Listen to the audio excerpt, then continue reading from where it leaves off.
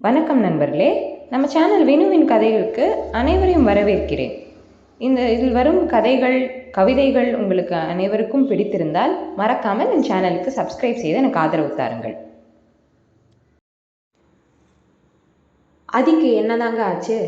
வாங்க நம்ம கதையோட 36வது பகுதிக்குள்ளே போகலாம். என்னுயிர் நீயடா. சரி, கதை ஆரம்பிப்போமா?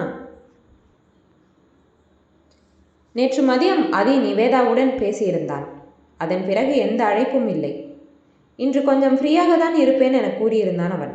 எனவே தூங்குவதற்கு முன் அழைத்திருந்தாள். யாரும் அந்த அழைப்பை எடுக்கவில்லை. அவனுக்கு அழைத்தால் முதல் ரிங்கிலே எடுத்து விடுவான். வேலை இல்லை என்றாள். அவன் எடுக்கவில்லை என்றால் அதி வேலையில் உள்ளான் என தெரிந்து கொள்வாள். எனவே நேற்றிரவு அழைத்த போது அவன் எடுக்கவில்லை. ஆதலால் அவன் வேலையில் உள்ளாள் என நினைத்து விட்டுவிட்டான். காலையில் அழைத்து கொள்ளலாம் என நினைத்து தூங்கிவிட்டாள். அவள் அழைத்ததை பார்த்து குறுஞ்செய்தியாவது அனுப்பியிருப்பான் என நினைத்து காலை அலைபேசியை திறந்து பார்த்தாள். ஆனால் அவன் எதுவும் அனுப்பவில்லை. அவனுடன் பேசியே ஆக வேண்டும் என மனம் உந்தியது. ஆனால் பேச வேண்டியவன் தான் மருத்துவமனையில் தீவிர சிகிச்சை பிரிவில் உள்ளானே. தேர்வுக்கு செல்லும் முன் அவனுக்கு அழைத்து பார்க்கலாம் என நினைத்து அழைத்தாள். அதை பார்த்துதான் மீனாட்சி அழுதது.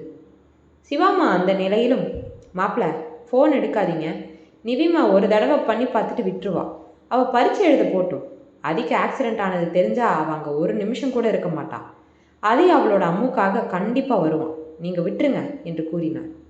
ஆனால் அங்கே நிவேதாவோ, பாபா ஏன் ஃபோன் எடுக்கலை, நேற்று கூட வேலை இல்லை அப்படின்னு சொன்னாரே, ஏதோ அவசர வேலையாக இருந்தாலும் மெசேஜ் பண்ணியிருப்பாரே, நாம் எதுக்கும் அத்தம்மா கிட்ட கேட்கலாம் என்று அவரின் அழைபேசிக்கு அழைத்தாள். ஆனால் சிவாமாவோ அவரின் அலைபேசியை வீட்டிலேயே வைத்துவிட்டு வந்திருந்தார் அழுகையில். எப்போதும் உடனே எடுத்துக்கொண்டு விடுபவர் இன்று எடுக்கவில்லையே என நினைத்து பயந்து போய்விட்டாள். எனவே அவள் உடனே சுந்தரப்பாவிற்கு அழைத்து விட்டாள். அவளின் அழைப்பை பார்த்து இங்கு இருப்பவர்கள் பதறிவிட்டனர். இந்த நிலைமையில் பேசினால் அவள் கண்டுபிடித்து விடுவாள் என அஞ்சினர். இருந்தும் சுந்தரப்பா, ஹலோ சொல்லு கண்ணம்மா என்று அழைப்பை ஏற்று உற்சாகமாக இருப்பதைப் போல பேசினார். அவரின் குரலை கேட்ட பின் தான் ஆசுவாசமாகினாள். அப்பா, பாபாவும் அத்தம்மாவும் ஏன் ஃபோன் எடுக்கல, பாபா நேற்று நைட்லேருந்து ஃபோன் எடுக்கல, நான் பயந்தே போயிட்டேன் என்று கூறினாள் நிவேதா. டேய் கண்ணம்மா, அது ஒரு கேஸ் விஷயமா தேனி வர நேற்று 6 மணிக்கே போயிட்டான்டா, ரொம்ப முக்கியமான வேலை போல், அதனால் ஃபோன் எடுத்த மாட்டானா இருக்கும். நாங்கள் ஹாஸ்பிட்டல் வந்திருக்கோண்டா, எனக்கு தெரிஞ்சவங்களுக்கு ஒரு ஆப்ரேஷன் பண்ணியிருக்காங்க, அவங்கள பார்த்துட்டு வர திண்டுக்கல் வர 2 பேரும் வந்திருக்கோம், ஃபோன் எடுத்துகிட்டு வரல, அவன் முன்னாடி போயிட்டா, நான் கார் பார்க் பண்ணிட்டு வர வந்தேன், இப்போ உள்ளே போகணும், போயிட்டு உன்கிட்ட பேச சொல்கிறேன்டா என்று எப்படியோ கூறி முடித்தார். இல்லைப்பா வேணாம், எனக்கும் எக்ஸாம் இருக்குது, லேட் ஆச்சுப்பா, யாரும் ஃபோன் எடுக்கலன்னு பயந்து போயிட்டேன், எக்ஸாம் முடிச்சுட்டு வந்து அத்தம்மா கிட்ட பேசுகிறேன், பாபா அதுக்குள்ளே வந்துட்டு வரல, அப்புறம் நீங்கள் பார்க்க போயிருக்கீங்களே அவங்க நல்லா இருக்காங்களாப்பா என்று கேட்டாள். நல்லா இருக்காருடா, அதுக்குள்ளே வந்துடுவான், நீ எக்ஸாம் நல்லா பண்ணுடா கண்ணம்மா, நான் வைக்கிறேன் என்று கூறி வைத்துவிட்டு ஒரு பெருமூச்சு இழுத்து விட்டார். சுந்தரப்பா பேசிக்கொண்டிருக்கும் போதே மாறனும் மீனாட்சியும் அவளுக்கு ஆல் தி பெஸ்ட் என குறுஞ்செய்தி அனுப்பியிருந்தனர். சுந்தரப்பா இப்போதைக்கு சமாளிச்சாச்சு, சாயந்தரம் பார்த்துக்கலாம் என்று கூறினார். அங்கு சேலத்தில், என்ன அப்பா வாய்ஸ் கொஞ்சம் டல்லாக இருக்கிற மாதிரி இருக்கு, ஒருவேளை அவங்க ஃப்ரெண்டுக்கு உடம்பு சரியில்லைன்னு சோகமாக இருக்காரு போல. பாவா உன் மேலே நான் கோவம் போ, ஒரு மெசேஜாவது பண்ணியிருக்கலாம், நல்லா எக்ஸாம் பண்ணாமுன்னு என்று அவனை திட்டிக்கொண்டே கீழே இறங்கினாள். அவள் முகத்தை பார்த்து பிரியா அழுது விடுவாள் என நினைத்து நிதிஷ் வசுமாவிடம் சொல்லிவிட்டு அவளையும் நிலவனையும் அழைத்து கொண்டு காலையிலேயே அரசுவின் வீட்டிற்கு சென்று விட்டான். அரசு நிவேதாவை தேர்வு மையத்திற்கு அழைத்து செல்ல இங்கு வந்திருந்தான். அவள் வசுமாவிடம், வசுமா, பிரியா அண்ணா நீல் யாரையும் காணோமே, எங்கே எல்லாரும் என கேட்டுக்கொண்டே கீழே இறங்கினாள். அரசுவை பார்த்து வாங்க மாமா என அழைத்துவிட்டு பதிலுக்காக மீண்டும் வசுமாவை பார்த்தாள். டேய், நிலவனுக்கு லைட்டாக ஜுரம் இருந்துச்சுரா, அதை காட்ட ஹாஸ்பிட்டல் போயிருக்காங்க, நீ வா வந்து சாப்பிடு, அரசு நீயும் வா என்று அவனை அழைத்தாள்.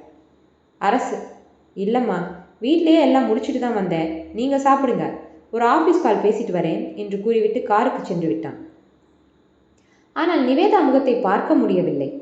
அது இருக்கும் நிலை தெரிந்தால் பெண்ணவள் என்ன ஆவாளோ என்று அனைவருக்கும் பயம்தான். கார் சீட்டில் கண்மூடி சாய்ந்து கொண்டாள். நிவேதா வந்து கார் கதவை தட்டும்போது தான் அவளுக்கு ஒரு சிநேக புன்னகை கொடுத்துவிட்டு கார் கதவை திறந்தாள். பின் சீட்டில் உட்கார்ந்து தெருவுக்கு எடுத்துக்கொள்வது அனைத்தும் எடுத்துக்கொண்டாளா என சரி பார்த்தாள். அரசும் நிவேதாவும் ஒருவருக்கொருவர் பேசிக்கொண்டனர். நிவேதாவே, மாமா ஏதோ பிரச்சனையா? எனக்கு காலையிலேருந்து எல்லாரும் வித்தியாசமாக இருக்கிற மாதிரியே இருக்குது. பாவா அத்தம்மா 2 பேரும் கால் எடுக்கல. அப்பா பேசினாலும் குரல் ஒரு மாதிரி இருந்துச்சு. அண்ணாவும் அண்ணியும் வெறும் மெசேஜ் மட்டும்தான் அனுப்புனாங்க. தாத்தா அப்பத்தா மணிப்பா அபிமா யாரும் கால் பண்ணலை. நிதிஷ் அண்ணாவும் பிரியாவும் ஒரு விஷ் கூட பண்ணாமல் போயிட்டாங்க. அக்கா கூட கால் பண்ணலை. நீங்களும் பேசாமல் வரீங்க. ஏதோ ப்ராப்ளமா? ப்ளீஸ் ஏதாவது சொல்லுங்க என்று கேட்டாள் அரசுவிடம். அவள் கேள்வியில் தன்னை மீட்டுக்கொண்டு, அட அண்ணியாரே, நான் கேஸ் விஷயமா குழப்பத்தில் இருந்தேன். அதான், வேற ஒன்றும் இல்லை. தீபுக்கு இன்னைக்கு முக்கியமான கேஸு. இன்னைக்கு அவன் நேரத்துலேருந்து அதுக்கு தான் பார்த்துட்ருக்கா. மற்றவங்களுக்கு எந்த பிரச்சனையும் இல்லை. நிலவனுக்கு ஃபீவர்னு தான் போயிருக்காங்க. போனதும் வந்துடலான்னு போயிருக்காங்க. அங்கே ஆளுங்க நிறைய பேர் இருக்கும். அதனால் லேட்டாக ஆகும். நீங்கள் எதை பற்றியும் கவலைப்படாமல் உங்கள் லாஸ்ட் எக்ஸாமை ஜாலியாக எழுதுங்க என்று கூறினான். அவளும் சரி என கூறிவிட்டு அமைதியாகிவிட்டாள். ஆனால் அவளின் மனமோ யாருக்கோ எதுவோ ஆகிற்று என அடித்து கூறியது. அதற்குள் தேர்வு மையம் வந்துவிட்டது. அவளுக்கு ஆல் தி பெஸ்ட் கூறி அவள் உள்ளே செல்லும் வரை அமைதியாக இருந்தான் அரசு. பிறகு புயல் வேகத்தில் வீட்டுக்கு சென்றான். அங்கு பிரியா இன்னும் அழுது கொண்டுதான் இருந்தாள். இவன் நிதிஷிடம் பிரியாவிடம் சத்தமிட்டு கொண்டிருந்தான். நான் தான் அப்பயே சொன்னேன்ல, நிவேதா கூட பேசுங்கன்னு. யாருமே ஒழுங்காக பேசாமல் இப்போ டவுட் வந்துருச்சு. சமாளிச்சுட்டு வந்துட்டேன். எக்ஸாம் முடிச்சுட்டு எப்படி விஷயத்த சொல்கிறதுனே தெரியல என்று சோஃபாவில் உட்கார்ந்து கண்களை மூடி சாய்ந்து விட்டான். அங்கு தேர்வு எழுத சென்றவளும் மனக்குழப்பத்துடனே தேர்வை நன்முறையில் எழுதியிருந்தாள். திண்டுக்கல் மருத்துவமனையில் இருந்து மதுரைக்கு மருத்துவமனைக்கு ஆம்புலன்ஸ் மூலம் அதியை மாற்றியிருந்தனர். திண்டுக்கல்லில் டாக்டர் பரிசோதித்து விட்டு, தலையில் பலமாக அடிபட்டிருக்கு, ஆப்ரேஷன் பண்ணணும். இங்கே பண்ணாலும் ஓகே, நீங்கள் மதுரை இல்லைனா வேற ஊருக்கு கொண்டு போனாலும் ஓகே, கை காலெல்லாம் ஃப்ராக்சர் ஆகியிருக்கு என்று கூறிவிட்டு விடைபெற்று விட்டார். இங்கு மதுரைக்கும் சென்று வர அலைச்சல் ஆகும் என்பதால் மதுரையிலேயே பிரபலமான மருத்துவமனைக்கு அழைத்துச் செல்ல முடிவெடுத்தனர். மதுரையில் ஒரு முறை பரிசோதித்து, இம்மீடியட்டாக ஆப்ரேஷன் பண்ணணும் சார். ஆப்ரேஷன் பண்ணலைன்னா உயிருக்கு ஆபத்தாக கூட ஆகலாம். அதே மாதிரி ஆப்ரேஷன் பண்ணாலும் அவருக்கு சர்டன் இயர்ஸ் மெமரி லாஸ் ஆகலாம், ஆகாமையும் போகலாம். ஆப்ரேஷன் பண்ணுறதா வேணாமான்னு சொல்லுங்க என்று கூறிவிட்டு அந்த மருத்துவர் சென்று விட்டார். அனைவரும் இடிந்து போய் நின்று விட்டனர். குழந்தைகளை அபர்ணா பொறுப்பில் விட்டுவிட்டு முரளி மருத்துவமனை வந்து விட்டான். அவன்தான் அனைவரையும் தேற்றி என்ன பண்ணலாம் என முடிவெடுத்து டாக்டரிடம் சென்று பேசினான். அதற்குள் மாறன் போய் அதற்கான தொகையை கட்டிவிட்டு வந்தான். மதியம் மேல்தான் அறுவை சிகிச்சை தொடங்கிறது. எனவே தாத்தா மற்றும் அப்பத்தாவை வலுக்கட்டாயமாக அழைத்து கொண்டு வீட்டில் விட்டு வந்து விட்டான் முரளி.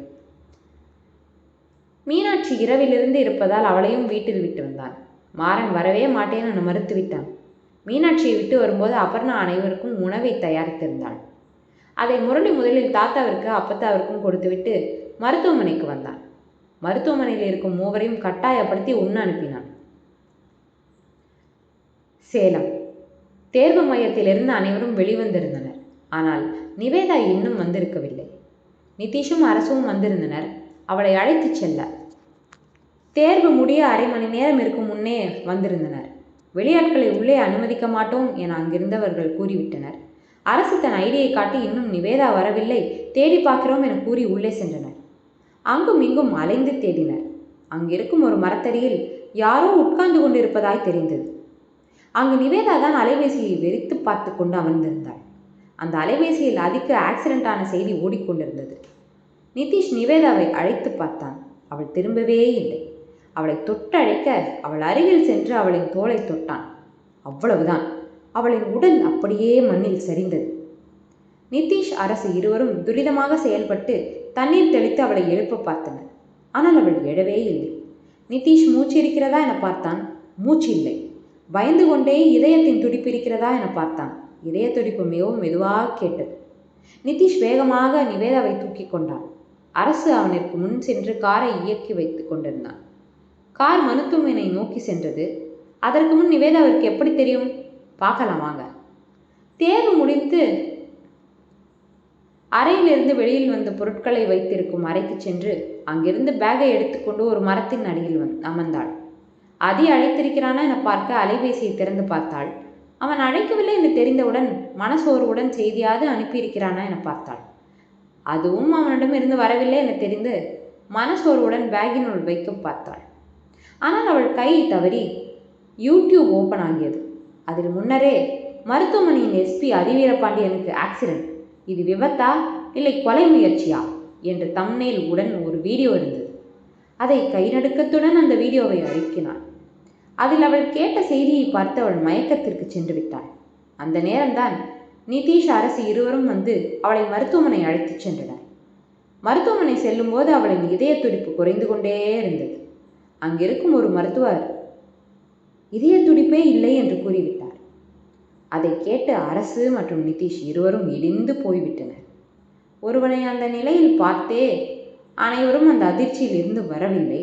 இதில் நிவேதா பற்றி அறிந்தால் என்ன நடக்குமோ அடுத்த பகுதியில் பார்க்கலாமா? அதுவரை காத்திருங்கள் நண்பர்களே. மறக்காமல் நம்ம சேனலுக்கு சப்ஸ்கிரைப் செஞ்சுருங்க. அப்போ உங்கள் கருத்துக்களை கண்டிப்பாக எனக்கு தெரிவிங்க. சரிங்க, அடுத்த பதிவில் சந்திப்போம்.